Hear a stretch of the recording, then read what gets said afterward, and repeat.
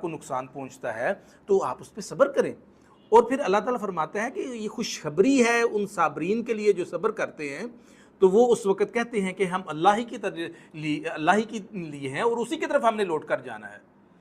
तो भाई आपके पास जो आपकी जान है, आपका माल है, आपकी ज़िंदगी है, आपकी नेमतें हैं, आपकी जो अल्लाह की अता करदा चीज़ें हैं, ये सारी की सारी हैं। इनमें से आपको अल्लाह किसी तरह से भी आज़मा सकता है, और जो अल्लाह की तरफ से ये आजमाइश है उस पर जो लोग सब्र करते हैं, उन सब्र करने वालों के लिए अल्लाह ताला ने खुशखबरी दी हुई है। एक तो अल्लाह सब्र करने वालों की मदद करता है, अल्लाह सब्र करने वालों के साथ होता है, और दूसरा फिर अल्लाह सब्र करने वालों को अजर अता करता है, और सब्र करने वालों के लिए अल्लाह खुशखबरी देता है कि उन लोगों के लिए खुशखबरी है मेरी तरफ से। और जब उन पर वो मुसीबत आती है तो वो यही बात कहते हैं कि भाई ये तो अल्लाह के लिए है, हम भी अल्लाह के लिए हैं और हमें भी अल्लाह ताला की तरफ लौट कर जाना है।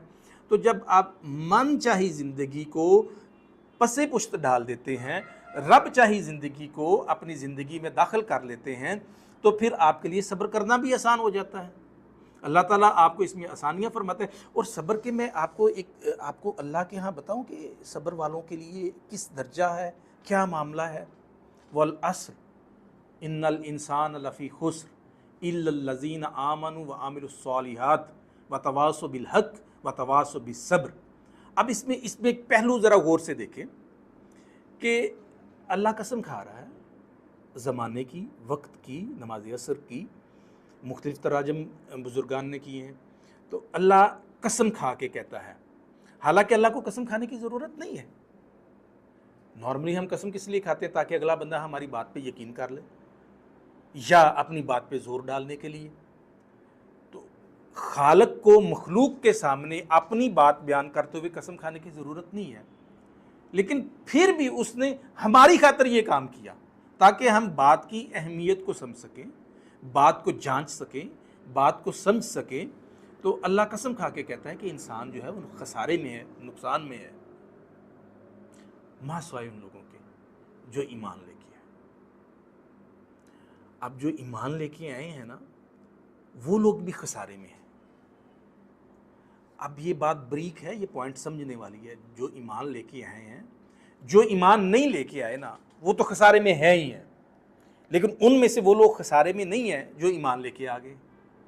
अब जो लोग ईमान लेके आए हैं उनमें से भी लोग खसारे में हैं। वो वाले खसारे में हैं जो साहलिया अमल नहीं करते। अब उनमें से बेहतर लोग वो हैं, वो आमिलुस्सॉलिहात, जिन्होंने साहलिया अमल किए, जिन्होंने नेक अमाल किए। अब जिन लोगों ने नेक अमाल कर लिए, वो ईमान वाले, जिन लोगों ने ईमान लाया, उसी ग्रोह में से जिन लोगों ने नेक अमाल कर लिए वो उससे बेहतर हैं, और बाकी जो बच गए वो उस साले अमल करने वालों से की निस्बत जो है खसारे में है। अब जो साले अमल करने वाले लोग हैं, जो नेक अमल करने वाले लोग हैं, वो भी खसारे में हैं। उनमें से जो लोग हक बात बयान करते हैं, जो लोग हक बात बयान करते हैं, सच बात बयान करते हैं, अदल करते हैं, किसी जालिम हुक्मरान के सामने खड़े होते हैं, तो ऐसी सूरत में वो लोग जो है, हक बात बयान करने वाले लोग जो हैं, वो ईमान लाने वालों में से भी अफजल हैं और साहलिया अमल करने वालों में से भी अफजल हैं। अब हक बात करने वाले भी खसारे में हैं। किन की निस्बत खसारे में है?